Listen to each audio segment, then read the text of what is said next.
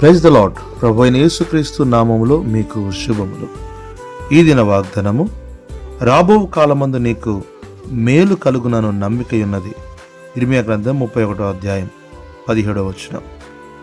దేవుని మాట లేత గడ్డి మీద పడు చినుకు వలెను, అలసిపోయిన వారికి బండ నీడ వలెను, దూరదేశం నుండి వచ్చు శుభవర్తమానం వలన ఉండును. ప్రవక్త అయిన ఇర్మియా ఇశ్రాయేలీలు వెళ్ళగలిగే ఆ బబులోను బానిసత్వం గురించి అనేక పర్యాయములు మాట్లాడాను. అయితే ఇప్పుడు రాబో కాలమందు నీకు మేలు కలుగును అని ప్రవచించుచున్నాడు. దేవుడు తన ప్రజలను విడువడు కనుకనే ఈ మాట నాడు వారికి ఎంతో ఆదరణకరముగా ఉన్నది.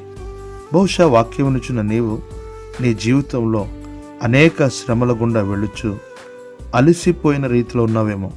ఈ మాట ద్వారా దేవుడు నిన్ను బలపరుచుచున్నాడు. దేవుడు నీ కొరకు మేలును సిద్ధపరిచి ఉన్నాడు.